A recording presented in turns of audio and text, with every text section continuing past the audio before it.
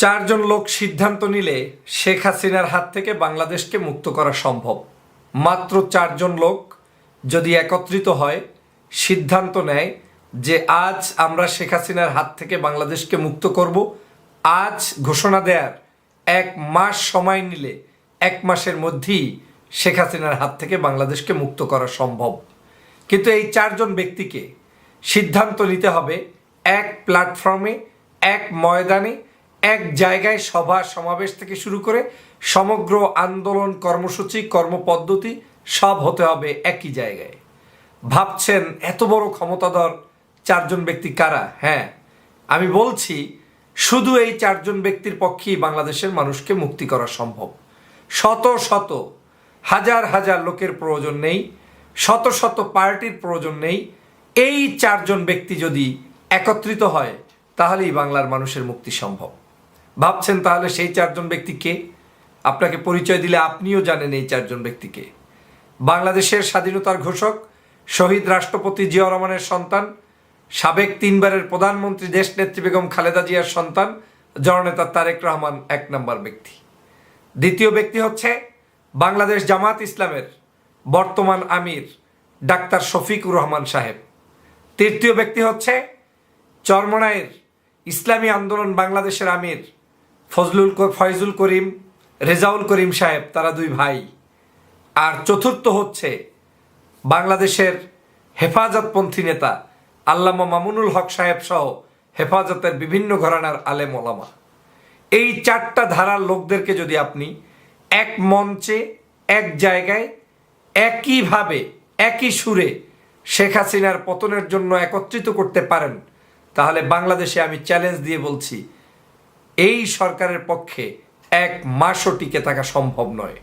শুধু গঠনমূলকভাবে 4জন ব্যক্তি একই স্টেজে উঠে, অথবা 4জন ব্যক্তির প্রতিনিধি, 4জন ব্যক্তির দল এক মাঠে, এক জায়গায় প্রকাশ্যে ঘোষণা করবে আমরা ফেসিবাদের কবল থেকে মুক্তি চাই, আমরা শেখ হাসিনার হাত থেকে মুক্তি চাই। এই 4 জনের পক্ষেই বাংলার মানুষকে মুক্ত করা সম্ভব। শেখ হাসিনা চাচ্ছে এই 4জন ব্যক্তি কোনো অবস্থায় একই মঞ্চে আসতে না পারে। শেখ হাসিনা চাচ্ছে এই 4 জনের দলকে যে কোনো মূল্যে ভিন্ন ভিন্ন আঙ্গিকে তাদেরকে রাজপথে নামাতে, তাদেরকে আন্দোলন করাতে, তাদের মাধ্যমে শেখ হাসিনার বিরুদ্ধে বক্তব্য দেয়াতে। কিন্তু 4 জনকে একই জায়গায় এনে শেখ হাসিনা বক্তব্য দেয়াতে চায় না। আর তাই বাংলাদেশে দীর্ঘ প্রায় 16 বছর পর্যন্ত এই 4 জনকে এই একই ইস্যুতে এক জায়গায় এখন পর্যন্ত নিয়ে আসা সম্ভব হয়নি।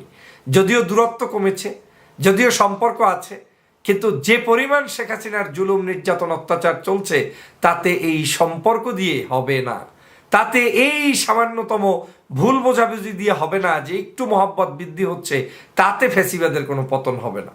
ফ্যাসিবাদের পতন করতে হলে আমি তো দ্ব্যর্থকণ্ঠে বলতে পারি যে বাংলাদেশের কোনো কারো কাছে আপনাদের হাত পাতার প্রয়োজন নেই, বলার প্রয়োজন নেই। জনগণ এই 4টা দলের মধ্যেই সর্বাধিক সংখ্যক জনগণ তারা তাদের রাজনৈতিক চর্চা করছে। বাংলাদেশের সকল মানুষকে নিয়েই আমাকে কাজ করতে হবে, আপনাকে কাজ করতে হবে।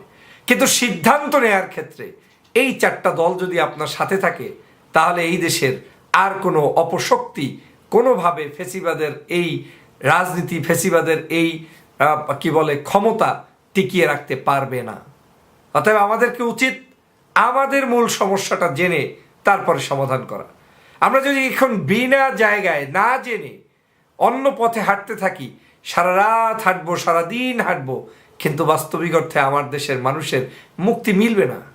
এদেশের মানুষ এই 4টা দলের মধ্যে সবচাইতে বেশি সীমাবদ্ধ আছে। তারা এই দলের মধ্য থেকেই মুক্তি চায়। এর বাহিরে যারা আছে তারা থাকলে আলহামদুলিল্লাহ, না থাকলে কোনো কিচ্ছু আসে যায় না। শুধু এই 4টা দলকে আপনারা যে কোনো মূল্যে এক জায়গায় বসার ব্যবস্থা করে দেন, দেখবেন বাংলার মানুষের মুক্তি সম্ভব। আর এই 16 বছরে 4টা দলকে একত্রে বসতে দিতে পারিনি বিধায়ী 16 বছরে এখন পর্যন্ত বাংলার মানুষের কোনো মুক্তি হয়নি। শেখ হাসিনার হাত থেকে এদেশের জনগণ এখনো মুক্তি পায়নি। অতএব আমার চূড়ান্ত অনুরোধ হচ্ছে এই 4টি দলের মানুষকে একত্রিত করে বাংলাদেশের মানুষের মুক্তির নিশানা দ্রুত সম্ভব বাস্তবায়ন করা।